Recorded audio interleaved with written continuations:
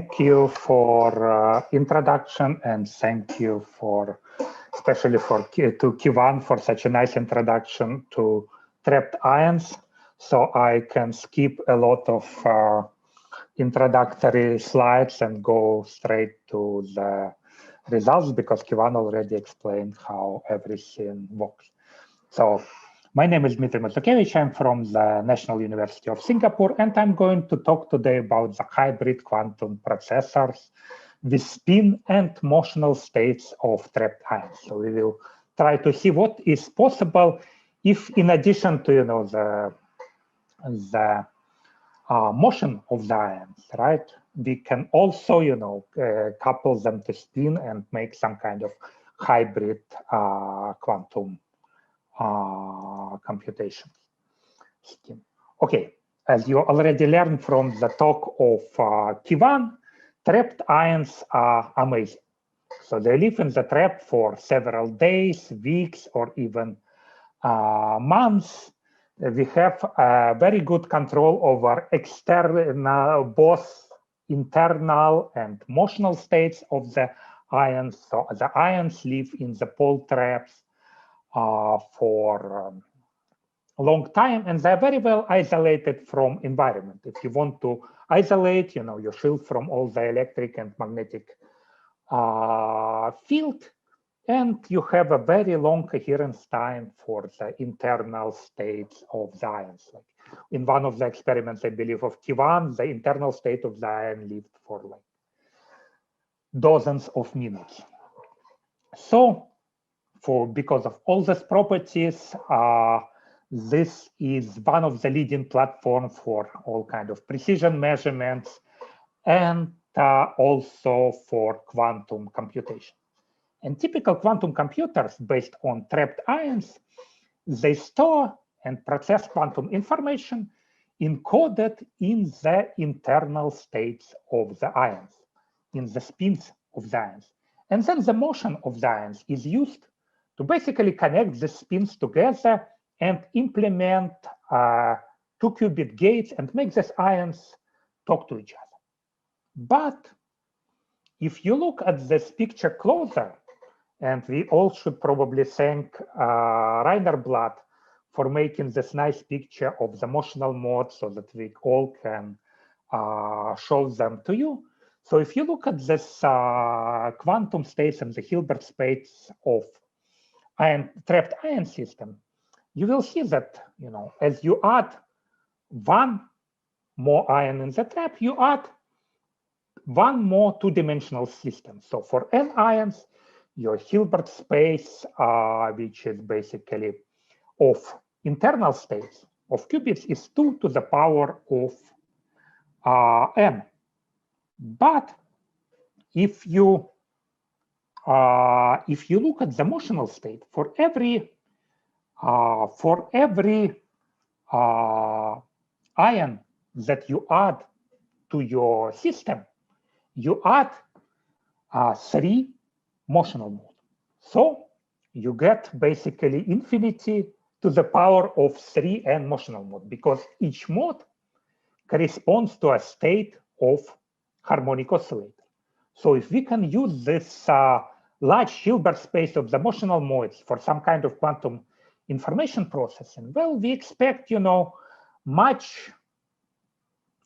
some advantage, because our Hilbert space is larger. As long as we have good control over it, well, we can use it for quantum information processing, quantum computation, and stuff like this. Okay, so what do we need to do in order to get the control over all these motional states? Well, we know that in the case of qubits,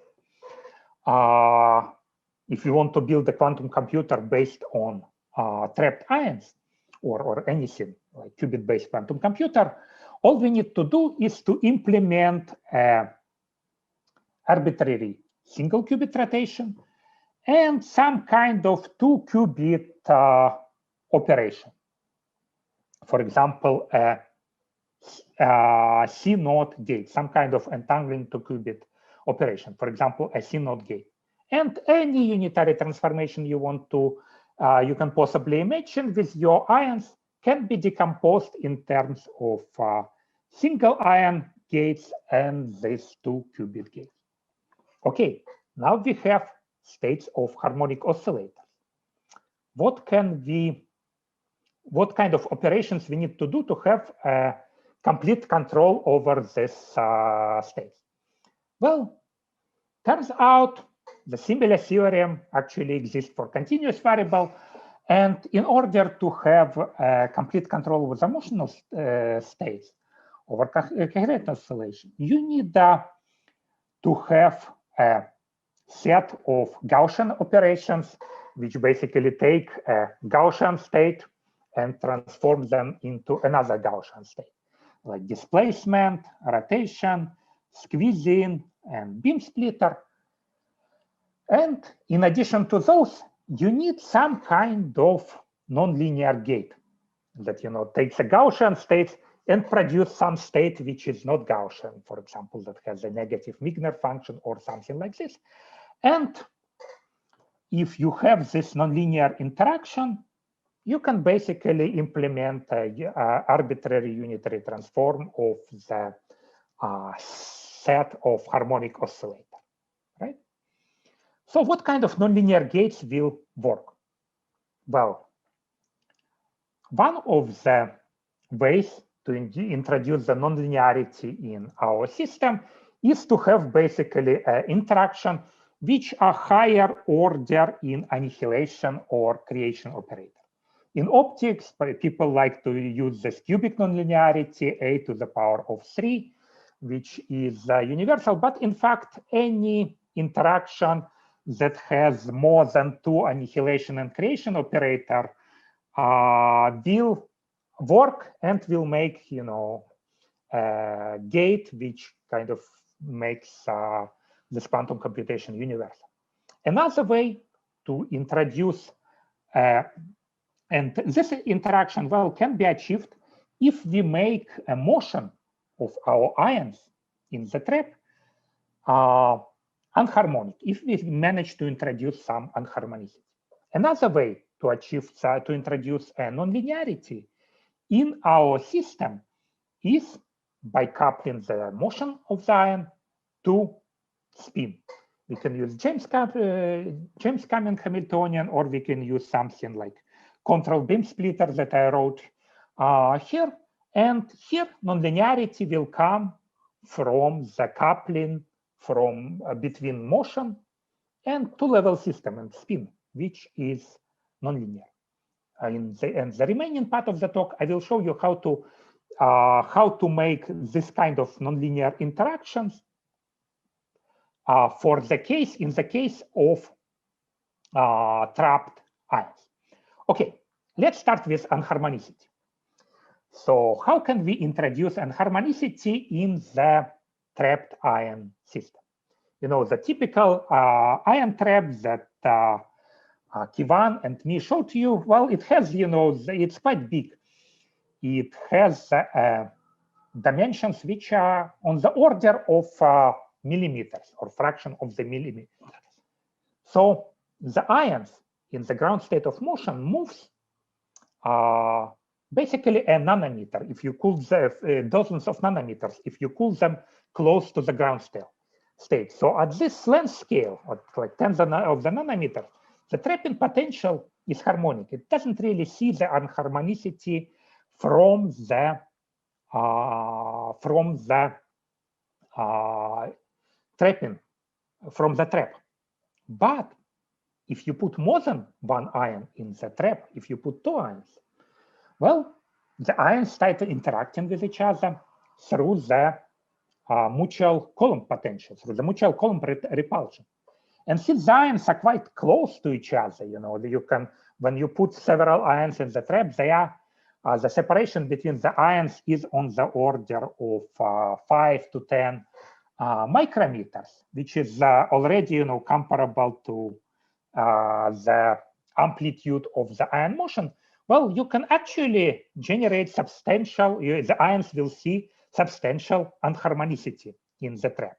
All you need to do is, put more than one ion.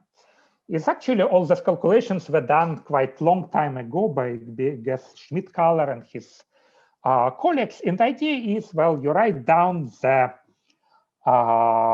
interaction potential for the ions in the trap, so which includes the trap and column propulsion. You go to the normal mode coordinates, you do the Taylor expansion, you quantize the motion, you do the rotating wave approximation, well, and then you find that if you choose the modes like this, for example, out of phase axial mode and out of phase radial mode, and choose the frequency such that axial mode is twice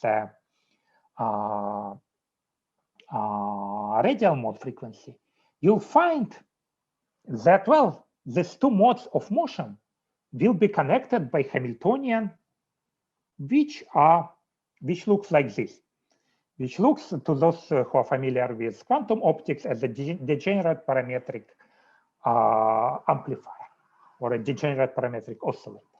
Well, you can go to a higher number of ions, a higher number of modes. For example, you can put 3 ions in the trap and look how this mode, and that mode will be coupled to each other.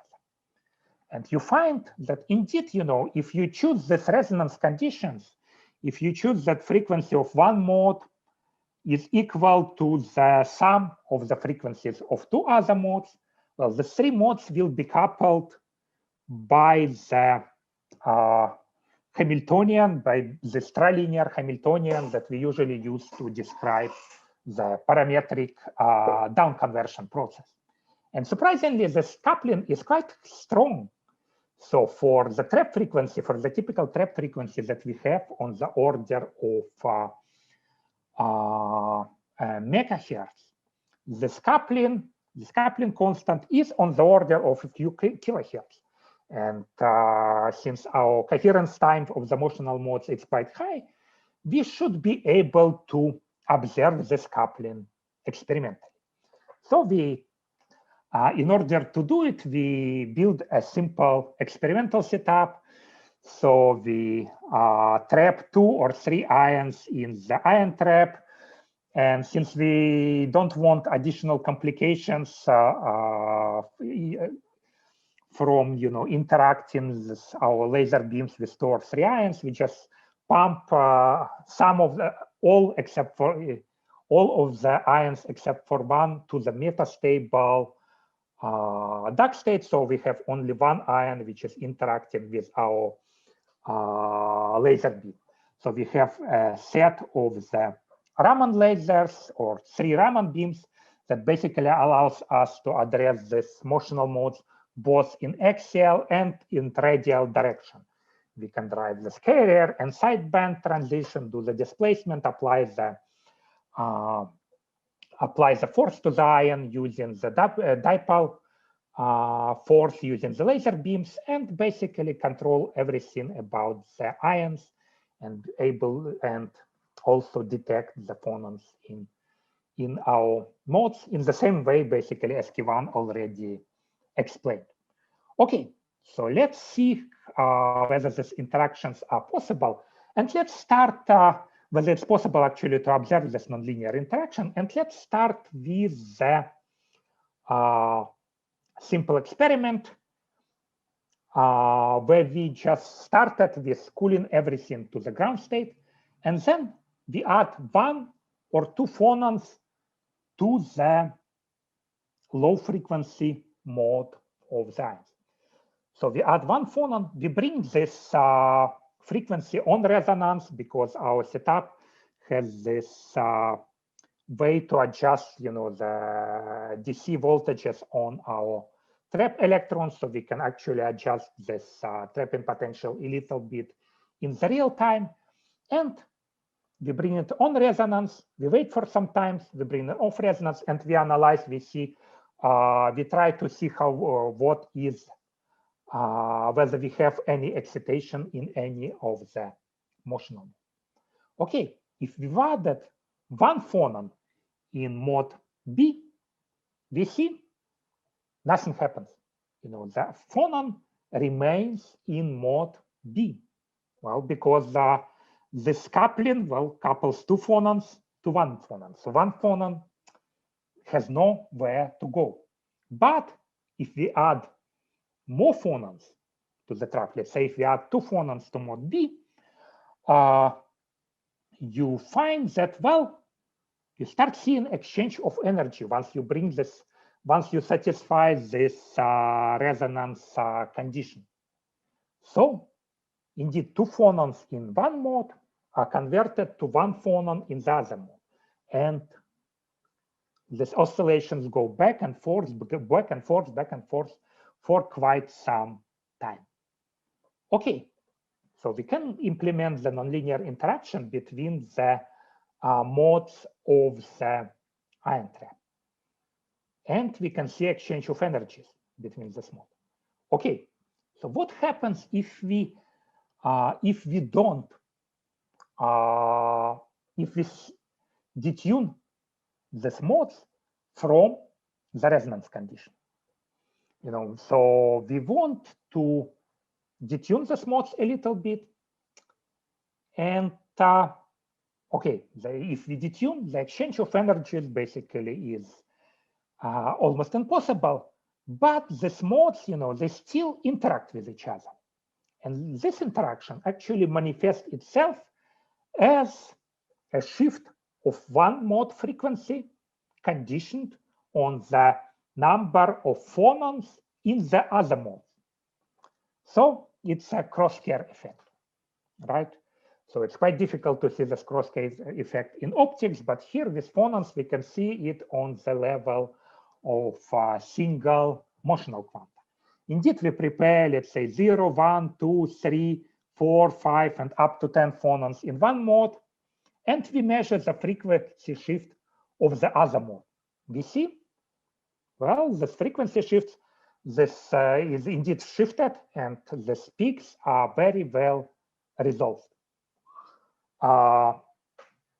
So if we prepare some state of some quantum state of one mode, for example, a coherent state or thermal state or squeezed vacuum state, and basically scans the sideband, scans the motional sideband of the other mode, it basically gives us immediately the phonon number distribution of the second mode. So here is, you see coherent state, here you see the thermal state, here you see a squeezed vacuum state.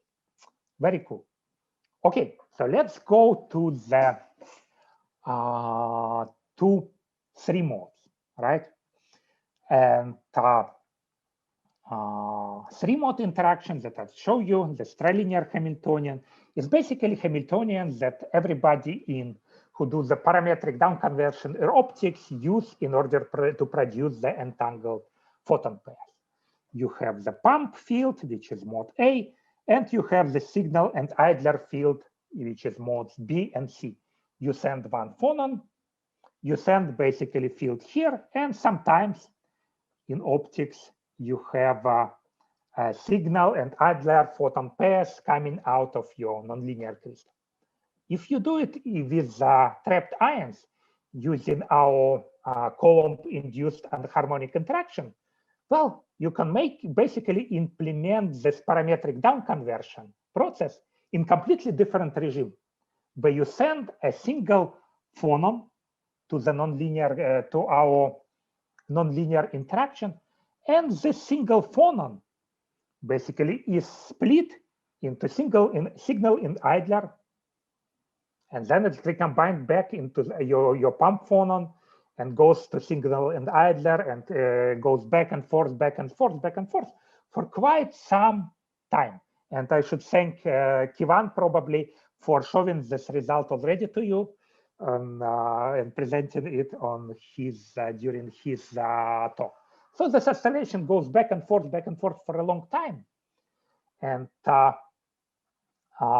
that's a completely different regime of parametric down conversion from what you see with typical nonlinear optics.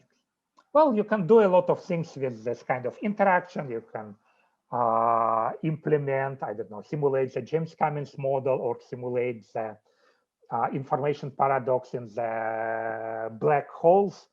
and Hawking radiation with this. But one of the interesting applications that I probably should mention to you is quantum thermodynamics. You can actually implement a refrigerator if you have an absorption refrigerator, if you have the interaction like this.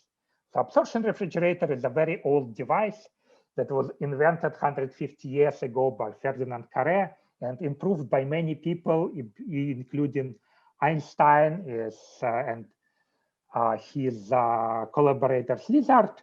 And what it does, it uses heat instead of work in order to cool down a beer or whatever you want to put in your refrigerator. So typical refrigerator that you have in your kitchen usually uses work. It has a motor that cools down what is inside and heats up the radiator outside. Here, instead of motor, we use heat.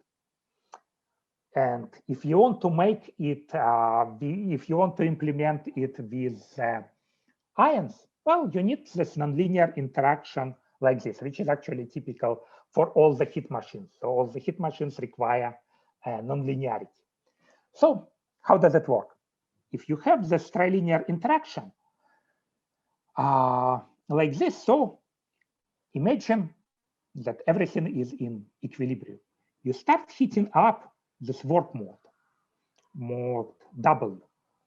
And if you start heating it up, the heat starts flowing from the work mode to the hot mode, which is probably connected to the radiator, right? To your heat sink.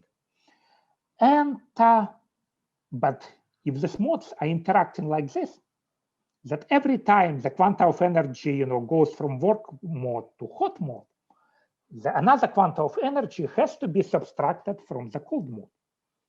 So by heating up one mode, you're cooling down the other mode of motion, right? So surprisingly, the system can be described using simple thermodynamic equation, basically first and second law of thermodynamics, and you can find the condition for the thermal equilibrium, which are exactly corresponds to the steady state that you find in quantum mechanics. So, and then by preparing different thermal states, you can analyze it and find, wow, now we have a refrigerator that consists only of 3 ions. And it basically follows the same thermodynamic, equations as you have for your for the big macroscopic refrigerator. At least the thermal equilibrium and steady state is described by the same equation. Now you can even study some non-equilibrium property of the refrigerator. So you can start somewhere outside of the equilibrium and let the system evolve and equilibrate. And if you stop at the right time, you stop at the time where the energy of your cold mode is the coldest, you can even extract a little bit more energy from your system that the classical thermodynamic or the classical absorption refrigerator would allow you. So by implementing this nonlinear interaction between the mode, you can make heat machines and even have some advantage with cooling. Okay, so hopefully I convince you that it's possible to make this introduce some unharmonicity in the ion motion and introduce the higher order term in the Hamiltonian, in the interaction Hamiltonian between the modes, make some nonlinear interaction between the modes due to the Coulomb interaction. Okay, in the second part of the talk, I'll talk about different kind of interaction that I'll talk about interactions that are mediated by spin. And the goal is very similar to what Kivan has described. So the goal, or that we want to achieve, is is basically opposite of what the typical qubit-based quantum computer does. We want to encode the information in the bosonic modes because they have, large Hilbert space and so on. And we want to make spins of our qubits, of our ions. We want to use the spins in order to mediate interactions between bosonic modes. Okay, and you can do it in several different ways, but the way that we are interested in is, or the gate that we are interested in is a control swap gate. So this gate basically does nothing if, let's say, if this gate consists of, let's say, two quantum states, state A and state B, which can be states of harmonic oscillators or some complicated quantum system, and a control qubit psi. And if your control qubit is in the ground state, this gate does nothing. But if your control qubit is in the excited state, well, the quantum states of two modes exchange. So this gate basically swaps the states if the phonon, if the control qubit is in one state, it does nothing if it's in the other state. Well, apparently this gate has, it was known for 20 years already, and it has quite a lot of applications. So Yvonne talked a little bit about this kind of applications, about this quantum gates. So let me just repeat or rephrase what she said. So imagine if you have the swap test. If you include the swap gate or control swap gate in the circuit like this, you can actually measure the overlap between two different quantum states, let's say state A and state B. And if the states are pure, well, that's the inner product between two vectors. If the states are mixed, you can, for example, use this swap gate to measure the purity of your state if you prepare the same states in same mixed states in both modes. It also has quite a lot of other applications. So let's say measuring purity allows you to benchmark some quantum computers, measuring the distance between the vectors, well, allows you to benchmark some quantum channels and see what is what kind of quantum operations you do. You can also measure the Ringing entropy or some other entanglement bitness if you have this control swap gate, and study with it many-body physics. So the gate is very useful, and people try to implement it or implement this overlap measurement in different physical systems. It would take me probably a few slides to give you like complete overview of who did what. I just chose a few things. So this, I think, experiment was done with photons, actually in Czech Republic. And it was also done, with qubits in trapped ions and in superconducting qubits.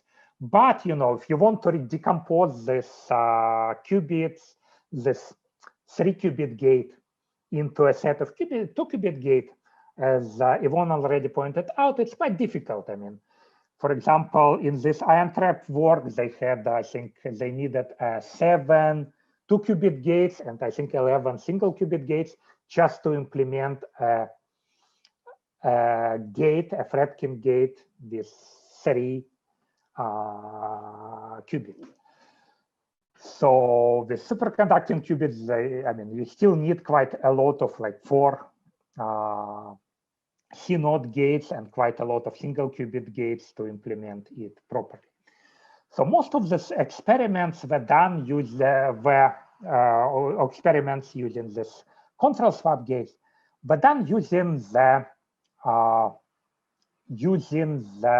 qubits Well, there is one experiment that Yvonne was talking during the first lecture that was done using continuous variables. So maybe there are a few others, but that's, I mean, it would be interesting if we can make this kind of control swap gate in our system, in trapped ions.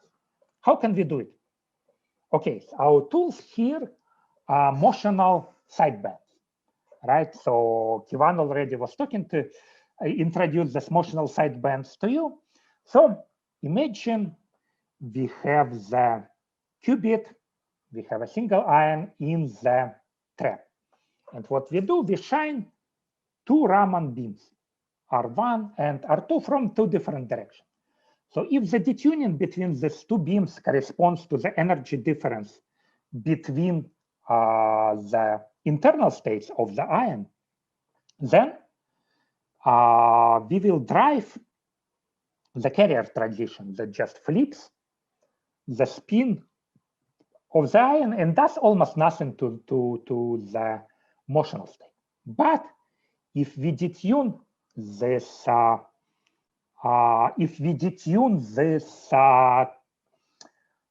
of the Raman beams by one mode frequency, we start seeing interactions where you flip the spin of the ion and at the same time you add or remove phonons and phonon to the motional mode, right? And that's a first order sideband.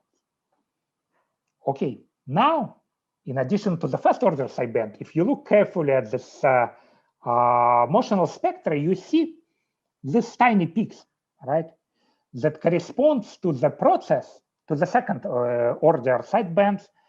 They correspond to the process where you add, remove phonon from one mode and add it to the other mode. So basically, if you tune your Raman beams to the difference frequency between the modes, you start inducing this interaction when you flip the spin, and at the same time, you transfer a phonon, transfer an excitation from one mode to the other mode, or other way around. So now, if you drive both of this transition, both of the second order sidebands at the same time, you can actually implement what we call a control beam splitter, right? So you add this term and this term, well, you get a beam splitter interaction that actually has this sigma x term that depends on the internal state of the ions. And that's, I guess, the interaction which is very similar to what Kivan was talking about. So you drive the sidebands, you actually, introduce create the beam splitter, which depends on the internal state of the ion.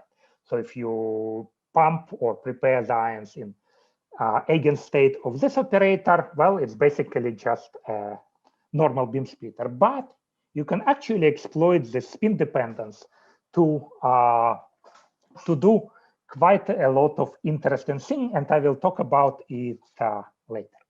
Okay, we have a beam splitter now, right? So let's forget about spin. So can we use it as to swap the states between two modes? Well, you would think it should work just fine. You basically put a, let's say, if you want swap the states, you put a 100 to 0 beam splitter, just a mirror that reflects a mode, light from this mode into that mode, and light from this mode into that mode, right? So, and the states should basically, and quantum states from here should end up here and other way around. Well, it's almost correct, except for one small phase factor, right? So if you look at this beam splitter transformation, right, and you keep applying it, you increase several times, right? For example, you have one mirror and then another mirror. You apply this beam splitter transformation 2 times. You find, well, indeed, you can swap the states, but you have some phase factor. So if you apply it twice, you don't go to the initial state, right? You go to the state that has this -1 to the power of NA plus NB. So it has this annoying phase factor. Even though the populations, return to initial state, you can acquire this phase factor. Why is that? I mean, the easy way to remember why it happens is to look at the Schwinger representation of the angular momentum as 2 harmonic oscillators, right? So you can write your sigma Jx operator as a beam splitter, right? And you remember that, if you make the 360-degree rotation of a boson integer spin number, it goes to initial state. If you have the 360-degree rotation of a fermion, half integer spin, it actually changes from plus sign to minus sign. And that's basically the reason why this beam splitter transformation gives us this phase factor. Okay, it's a good thing and it's a bad thing. The good thing is that, well, you can do this beam splitter transformation or control beam splitter transformation once, and it gives you a parity gate. So you can measure parity of your state. And all you need to do in order to do it is apply this, basically prepare your qubit in the superposition of 2 eigenstates of your sigma x operator plus and minus, which is like ground state, and apply, your beam splitter interaction for twice the beam splitter period, right? So what happens then? It gives you the parity gate. All the states that corresponds to the odd number, to the even number of photons, remains the same. All the states that corresponds to the odd number of photon acquire this -1 phase that basically flips this sign here and transfers your qubit from ground to the excited state. So if you measure state of your qubit at the end, well, it basically gives you directly the parity of your state. If you combine it with the displacement operator, well, you measure the Wigner function. And well, that's what we did for all our favorite non-Gaussian Fock states: state 0, state 1, state 2, 3, 4, 5 to 6. And we see, well, indeed, we have quite good correspondence between the theory of experiment if we take into account imperfect preparation of our Fock state. It's quite difficult to prepare this high phonon number states, precisely. We usually have some error, which basically, but still, number of zero crossing, that everything looks very good. Okay, another thing that this parity state allows us to do is to implement, to compensate this annoying phase that I was talking to you when I was discussing this control beam splitter. Indeed, when you combine this parity gate with the 100-to-1 beam splitter, the effect is, well, the swap test in some rotating reference frame is basically equivalent to the control swap gate. So if you measure at the end the probability to find if you implement the circuit like this, and measure at the end the probability to find your control qubit in the ground state, it will give you the overlap between the mode B and mode C, the harmonic oscillators, between states of harmonic oscillators. What is interesting here is that, this is a constant depth circuit. I can prepare, QDITs. I can prepare, very large states of quantum states in my harmonic oscillators, and it doesn't really change in any way the complexity of this swap test, right? I can compare infinitely dimensional states in a single shot, which is good. So let's change our experimental setup a little bit. So we tune our mode frequency in a way that is, convenient to address by our laser beams. And let's try to run this circuit, and let's try to see which kind of states we can compare. Okay, let's try Fock states first. So we prepare different Fock states in our motional modes. We measure, we run the swap test, we measure the spin, and we look at the overlap. Okay, indeed, it kind of behaves like we expected, right? So the overlap goes down a little bit because of the preparation and because of this higher order terms in the Lambdicke kind of expansion. But, for low number, for 0 phonons, 1 phonon, 2 phonon, the overlap is still pretty high. Okay, let's try superpositions. We have the states of 0 or 1. So we prepare different the states with a different phase. We run through the same circuit, we compare them, and indeed, as we change this phase, well, the overlap goes from large to small because we go from orthogonal states to the basically parallel states of the oscillator. Well, we can do it with coherent states, and that's very similar result to what Yvonne showed to you 2 hours ago. So indeed, we changed the angle of this angle of 2 coherent states on the Bloch sphere, and when this angle match, when the states overlap, we see the peak. When the states do not overlap, we don't see this peak, right? And finally, we can even do it with states of with the squeeze states. We prepare 2 squeeze states, let's say, and change this angle phi between 2 squeeze states in different modes. And indeed, when they overlap to each other, we see this maxima here. When they are not overlap, when they are basically 90 degrees from each other, this overlap is small.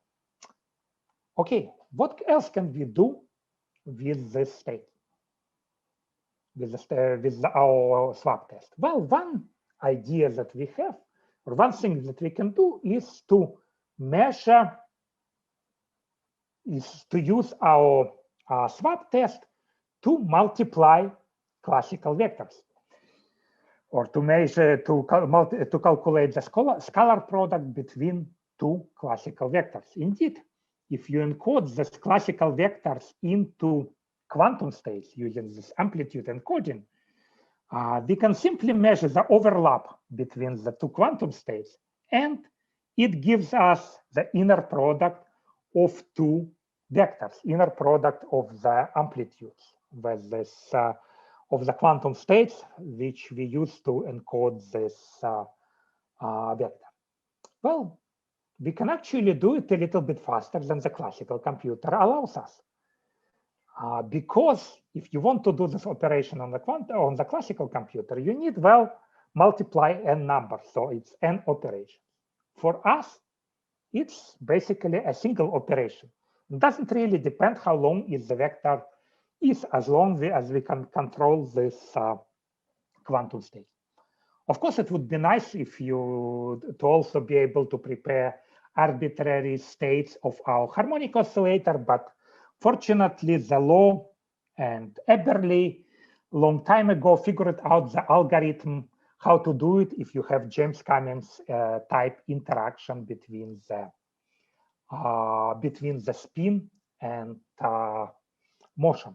So all you need to do is to make follow this algorithm, and it gives you the sequence of sideband pulses and carrier pulses that you need to apply to your ions. And at the end, you get an arbitrary state of your harmonic oscillators up to basically n equals 4 or n equals 5, whatever we can control well. Well, looks like we have the inner product estimation, and we can load the classical data in our system. What can we do with this? Well, one thing that we can do is try to apply it to some kind of machine learning task. And the simplest algorithm that we can do is what they call the k-mean clustering algorithm. So the goal of this algorithm is to partition n data points into k clusters. So in which each data point belongs to the cluster with the nearest mean, right? So let's say you have some data point that basically characterize some different data, and when you plot them, you see one group of points here, another group of points here, set group of points here.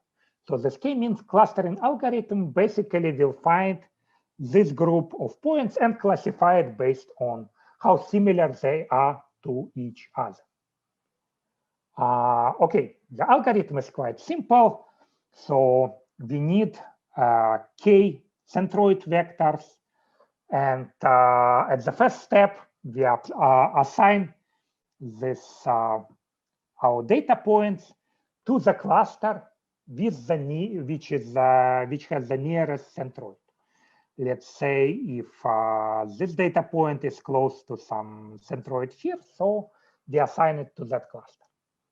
Okay, once all the assignments are done, we recalculate the centroid and have the new vectors, right? We again measure the distances between all these data points and centroids.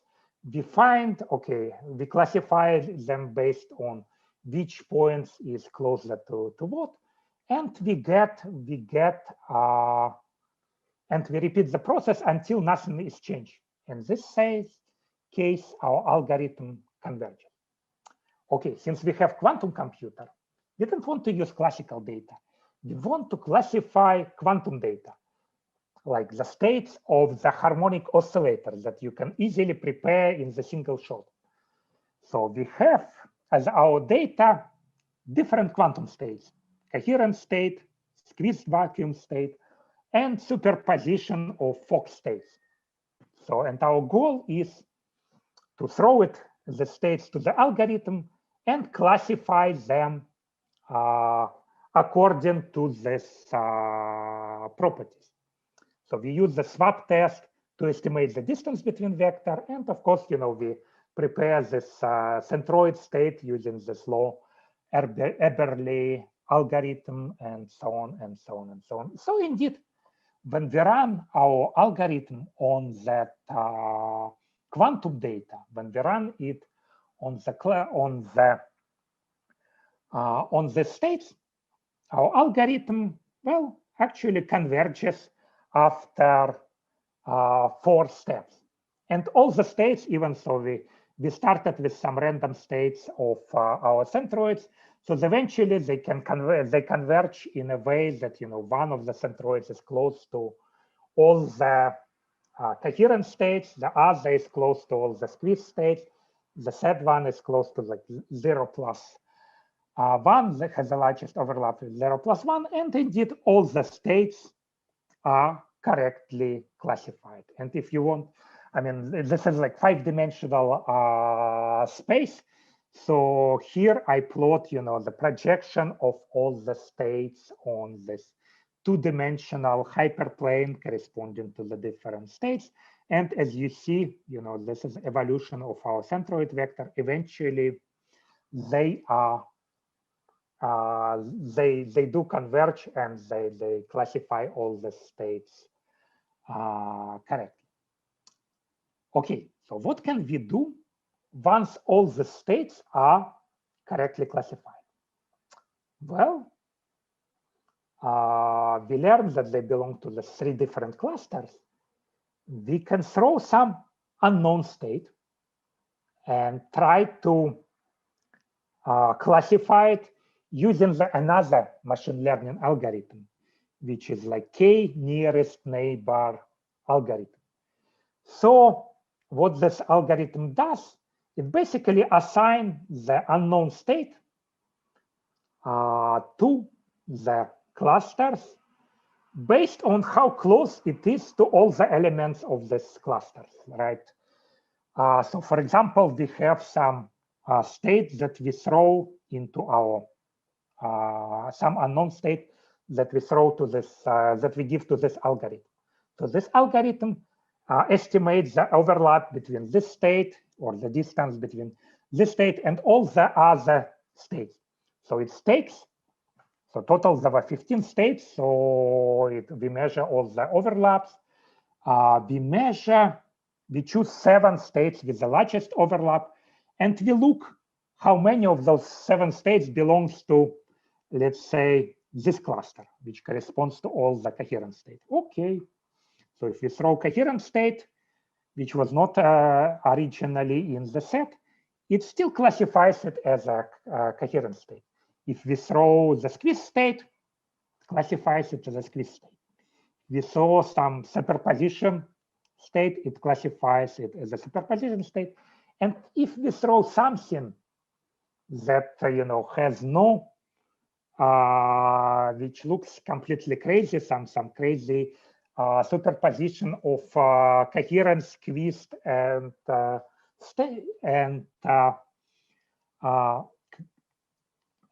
coherent, squeeze, and Fock superposition state, it also classifies it to somewhere. And it classifies it based on basically similarity of the Wigner function to the Wigner function that corresponds to the centroid states or corresponds to the states of the other things. So in a sense, it's a machine learning algorithm that recognizes the wave the Wigner function, similar to when you have this machine learning algorithm that recognizes the numbers or its digits or letters. Our machine learning algorithm looks at the Wigner function and recognizes, at the shape of Wigner function and classifies the state based on these features of the Wigner function. So in conclusion, I would like to thank, my people who actually did all the work, well, Chi-Huan and Kovei, Jarent and Muyong, and people who were involved in the earlier stage of this experiment, Shichen, Huanchen, Gleb, and Roland. And thank you for your attention.